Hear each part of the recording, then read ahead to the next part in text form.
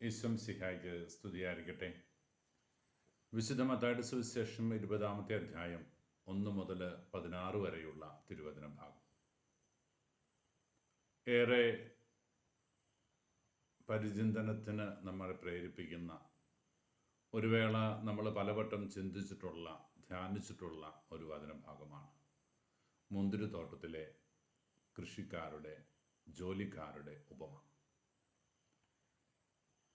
ഇവിടെ യജമാനൻ 1-ാം മണിക്കൂർ മുതൽ 11-ാം മണിക്കൂർ വരെ 2 മണിക്കൂറിൻ്റെ ഇടവേളയിൽ പലവട്ടം ഗ്രാമത്തിൽ തെരുവീഥിയിൽ ചെന്നിട്ട് തൻ്റെ കൃഷിത്തോട്ടത്തിലേക്ക് ആൾക്കാരെ കൂട്ടിക്കൊണ്ടു പോകുന്നുണ്ട്. ദിവസം 1 ദനാറ ശമ്പളം തീരുമാനിച്ചിട്ടാണ് അവരെ പണിക്കാരായിട്ട് തിരഞ്ഞെടുത്ത് തൻ്റെ കൃഷിത്തോട്ടത്തിലേക്ക് അയക്കുക. 1-ാം മണിക്കൂറിലും 3-ാം മണിക്കൂറിലും 6-ാം മണിക്കൂറിലും 9-ാം മണിക്കൂറിലും ഒക്കെ ഇങ്ങനെ തുടരുകയാണ്. യജമാനൻ കാണുന്നവരെയൊക്കെ കൃഷിഭൂമിയിലേക്ക് പറഞ്ഞയക്കുന്നു, അവർ ജോലി ചെയ്യുന്നു. 11-ാം മണിക്കൂർ എന്ന് പറയുന്നത് ജോലി പൂർത്തിയാക്കാൻ 1 മണിക്കൂർ മാത്രം അവശേഷിക്കുന്ന സമയമാണ്. ആ സമയത്ത് യജമാനൻ പുറത്തു വന്നപ്പോഴും അലസരായി നിൽക്കുന്ന ചിലരെ കണ്ട് അവരെയും മുന്തിരിത്തോട്ടത്തിലേക്ക് പറഞ്ഞയച്ചു. കൂലി കൊടുക്കുന്ന സമയം വന്നപ്പോൾ 11-ാം മണിക്കൂറിൽ വന്ന അവസാനത്തെ 1 മണിക്കൂർ മാത്രം ജോലി ചെയ്തവന് 1 ദനാറ കൂലി കിട്ടുന്നു. സ്വാഭാവികമാണ്, നമ്മളും ചിന്തിക്കാൻ സാധ്യതയുള്ളൊരു മേഖലയാണ്. അവന് 1 കൊടുത്തെങ്കിൽ എനിക്ക് ആദ്യ മണിക്കൂറിൽ വന്നവന്, പകലിൻ്റെ അധ്വാനം മുഴുവനും ഏറ്റെടുത്തവന് കൂടുതൽ കിട്ടും. പക്ഷേ അവനും യജമാനൻ കൊടുത്തത് 1 ദനാറ. സ്വാഭാവിക നീതിയുടെ ലംഘനമെന്നോ ശരിയല്ലാത്തൊരു തീരുമാനമെന്നോ ഒക്കെ വേണമെങ്കിൽ സാമൂഹ്യ നീതിശാസ്ത്രം വെച്ച് വിധിക്കാവുന്ന ന്യായമായ ഒരു പ്രശ്നം. എന്തേ ഈ യജമാനൻ 11-ാം മണിക്കൂറിൽ വന്നവനെയും 1-ാം മണിക്കൂറിൽ വന്നവനെയും ഒരുപോലെ താരതമ്യം ചെയ്തു എന്നതാണ് നമ്മുടെ പ്രശ്നം. അടിസ്ഥാന സാഹചര്യം ഇവിടെ കിടപ്പുണ്ട്. 1-ാം മണിക്കൂറിൽ വന്നവന് 1 ദനാറ കൂലി എന്ന് പറഞ്ഞാണ് അവനെ പറമ്പിലേക്ക് പറഞ്ഞു വിട്ടത്. പിന്നീട് വന്നവരൊക്കെ ആ കൂട്ടത്തിലേക്ക് കൂട്ടപ്പെടുക. 11-ാം മണിക്കൂറിൽ വന്നവന് 1 ദനാറയെങ്കിൽ 1-ാം മണിക്കൂറിൽ വന്നവന് അതിൽ കൂടുതൽ കിട്ടണം എന്നത് അവൻ്റെ സ്വാഭാവിക നീതിയല്ല, അവൻ്റെ ആഗ്രഹമോ അവൻ്റെ അത്യാഗ്രഹമോ ആണ്. ദൈവം നീതി നടത്തിക്കൊടുത്തില്ല എന്നതാണ് ഇവിടെ ഉയരുന്ന പ്രശ്നം. അല്ലെങ്കിൽ മുന്തിരിത്തോട്ടത്തിലെ യജമാനൻ നീതി നടത്തിയില്ലാത്രേ. കൃത്യമായ ചോദ്യം യജമാനൻ 1-ാം മണിക്കൂറിൽ വന്നവരോട് ചോദിക്കുന്നുണ്ട്. സ്നേഹിത, ഞാനും നീയും തമ്മിലുണ്ടാക്കിയ കരാർ അനുസരിച്ച് നിനക്ക് 1 ദനാറയാണ് തരേണ്ടിയിരുന്നത്.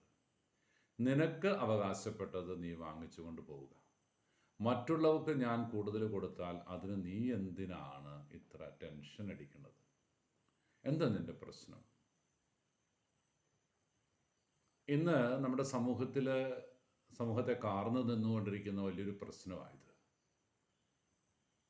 എന്നേക്കാൾ കൂടുതൽ ഒരു കുടുംബത്തിൽ എൻ്റെ സഹോദരനോ സഹോദരിയോ കൂടുതൽ അംഗീകരിക്കപ്പെട്ടാൽ അത് സഹോദരങ്ങൾക്ക് അസൂയയും ടെൻഷനും വിഷമമാകുന്നു. ക്ലാസ്സിലെ ടീച്ചർ എന്നേക്കാൾ കൂടുതൽ വേറൊരു കുട്ടിക്ക് പരിഗണന കൊടുത്താൽ അത് ടെൻഷനാകുന്നു. ഇടവകയിലെ വികാരിച്ചൻ ഏതെങ്കിലും ഒരു കുടുംബത്തോട് പ്രത്യേക പ്രതിബദ്ധത കാണിച്ചാൽ അത് പ്രശ്നമായി.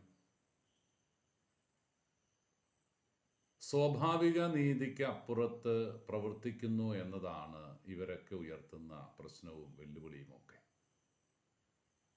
പ്രിയപ്പെട്ടവരെ, നമ്മുടെ അവകാശങ്ങളും നമ്മുടെ അത്യാഗ്രഹങ്ങളുമൊക്കെ നമ്മളൊന്ന് തിരിച്ചറിയാൻ നിർബന്ധിതരാകുന്നുണ്ട്. 2 കാര്യങ്ങളാണ് നമുക്കിവിടെ ചിന്തിക്കാനുള്ളത്. ഒന്ന്, എൻ്റെ അവകാശം എന്താണ് എന്ന് ഞാൻ തിരിച്ചറിയുക. എൻ്റെ അർഹതയ്ക്കും എൻ്റെ സാഹചര്യങ്ങൾക്കും അനുസരിച്ച് എനിക്ക് ദൈവം തരുന്ന അനുഗ്രഹം, അത് എൻ്റെ അവകാശമായിട്ട് വേണമെങ്കിൽ നീ സ്ഥാപിച്ചു കൊള്ളുക. നിനക്കത് കിട്ടട്ടെ. വേറൊരുവന് നിന്നേക്കാൾ കൂടുതൽ പരിഗണന കിട്ടിയതിനോ അവന് കൂടുതൽ നന്മ ലഭിച്ചതിനോ നീ അസ്വസ്ഥനാകുന്നത് എന്തിന് എന്നതാ ചോദ്യം.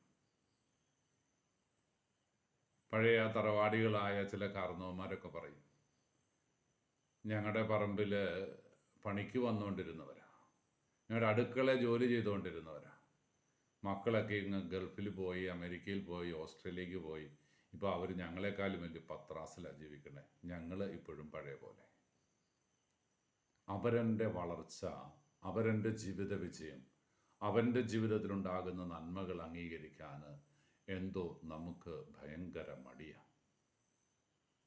ഈ ഒരു അവസ്ഥയ്ക്ക് മാറ്റം വരണമെന്നാണ് ഈശോ ആഗ്രഹിക്കുന്നത്. നിന്റെ കണ്ണുകളിൽ നിന്ന് ഈ അസൂയയുടെ മേഖല ഒന്ന് എടുത്തു മാറ്റുക.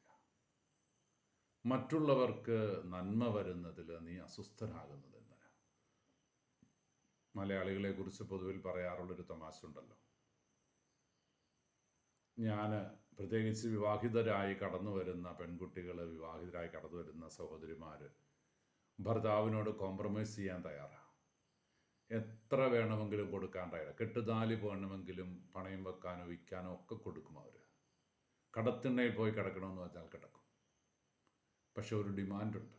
എൻ്റെ അയലോക്കംകാരൊക്കെ എന്നെ പോലെ കിടക്കണം. എന്നെക്കാളും സൗകര്യത്തിൽ അയലോക്കംകാർ ജീവിച്ചാൽ, അല്ലേ, എന്നെക്കാളും വലിയ കാറ്, എന്നെക്കാളും വലിയ വീട്, എന്നെക്കാളും വലിയ സൗകര്യങ്ങൾ, എൻ്റെ കൊച്ചിനെ കെട്ടിച്ചതിനേക്കാളും കൂടുതൽ സൗകര്യത്തിലുള്ള വീട്ടിൽ അവരെ കെട്ടിച്ചാൽ എല്ലാം പ്രശ്നമാണ്. ഈ അസ്വസ്ഥതയുടെ മേഖലയിൽ നമുക്ക് ഒരു മാറ്റം അനിവാര്യമല്ലേ പ്രിയപ്പെട്ടവരെ? എന്തിനാ നമ്മൾ അവരൻ്റെ വളർച്ചയിൽ നൊമ്പരപ്പെടുന്നേ? അവൻ്റെ ജീവിത വിജയത്തിൽ നീ എന്തിനാ ആകുലചിത്തരാകുന്നേ? അതൊന്നാമത്തെ പോയിന്റ്. രണ്ടാമത് മറ്റൊരു കാര്യം ഈശോ ചോദിക്കുന്നുണ്ട്, നിനക്ക് അവകാശപ്പെട്ടത് ഞാൻ തന്നു, വേറൊരുവന് നിന്നേക്കാൾ കൂടുതൽ ഞാൻ കൊടുത്താൽ നീ എന്തിനാണ് അസ്വസ്ഥനാകുന്നത്? ദൈവത്തിൻ്റെ കയ്യിലുള്ള സ്നേഹവും കരുണയും ആർദ്രതയുമൊക്കെ അത് അവിടുത്തെ അവകാശമാണ്. അത് ആർക്ക് കൊടുക്കണമെന്ന് തീരുമാനിക്കുന്നത് അവിടുന്ന്. ദൈവം ആരെയാണ് വളർത്തേണ്ടത്, ആരെയാണ് തളർത്തേണ്ടത് എന്നൊക്കെ അവൻ തീരുമാനിക്കട്ടെ. എൻ്റെ ജീവിതത്തിലെ വിജയങ്ങൾ ഉണ്ടാകുന്നില്ല, ഞാൻ തൊട്ടതെല്ലാം പരാജയപ്പെടുന്നു, അതിന് ഒരുപക്ഷെ ദൈവം മാത്രമാണോ കാരണം? നമ്മുടെ കയ്യിലിരിപ്പിൻ്റെയും നമ്മുടെ ചില ആസൂത്രണത്തിൻ്റെയും നമ്മുടെ ചില രീതികളുടെയും ഒക്കെ പ്രശ്നങ്ങൾ കൊണ്ടല്ലേ നമ്മുടെ പരാജയങ്ങൾ പലതും ഉണ്ടാകുന്നത്. ചിലർ വളരെ സിസ്റ്റമാറ്റിക്കായിട്ട് ജോലി ചെയ്ത് പണി ചെയ്ത് അല്ലെങ്കിൽ മറ്റേതെങ്കിലുമൊക്കെ ബിസിനസ് മേഖലയിലൊക്കെ വിജയം നേടുന്നുണ്ടെങ്കിൽ അത് അവരുടെ കഴിവിൻ്റെ കൂടെ പശ്ചാത്തലത്തിലാണ്. ദൈവം അവർക്ക് അനുഗ്രഹം കൊടുക്കുന്നുണ്ടാകും. അഹങ്കാരത്തിൻ്റെ കണ്ണുമായിട്ട് തുറന്നു വെച്ചുകൊണ്ട് നമ്മൾ പള്ളിയിൽ പോയാലും പ്രാർത്ഥിക്കാനിരുന്നാലും എവിടെയും നമ്മളെ നയിക്കുന്നതും മതിക്കുന്നതുമൊക്കെ ആ ചിന്തകൾ. അവന് നന്മയുണ്ടാകുമ്പോൾ നീ സന്തോഷിച്ചേ. നിൻ്റെ ഇടവകയിലൊരു കൊച്ചിന് നിൻ്റെ കൊച്ചിനേക്കാൾ കൂടുതൽ മാർക്ക് കിട്ടിയെങ്കിൽ നീ എന്തിനാ വിഷമിക്കുന്നേ? അന്നേരം നമ്മൾ പറയും അവൻ കോപ്പി അടിച്ചിട്ടാണ് പരീക്ഷയ്ക്ക് ജയിച്ചത്, എൻ്റെ കൊച്ചാണെങ്കിൽ നന്നായിട്ട് പഠിച്ചു അധ്വാനിച്ചു, ഞാനൊഴികെ ബാക്കിയുള്ളവരെല്ലാം ആരും ശരിയല്ല എന്ന് ചിന്തിക്കുന്ന ഒരു മനോഭാവം ഇന്നെങ്ങനെയോ നമ്മളെ വല്ലാണ്ട് തളർത്തുന്നു. അതുകൊണ്ട് പ്രിയപ്പെട്ടവരെ, നമുക്ക് ഈ മേഖലയിൽ ഒരു പുനർവായനയ്ക്ക്, ഒരു പൊളിച്ചെഴുത്തിന് തയ്യാറാകാം. ഈശോ അനുഗ്രഹിക്കട്ടെ. കർത്താവ് മിശിഹായുടെ കൃപയും പിതാവായ ദൈവത്തിൻ്റെ സ്നേഹം പരിശുദ്ധാരൂപിയുടെ സഹവാസവും നാം എല്ലാവരും കൂടി ഉണ്ടായിരിക്കട്ടെ, ഇപ്പോഴും എപ്പോഴും എന്നേക്കും. ആമേൻ.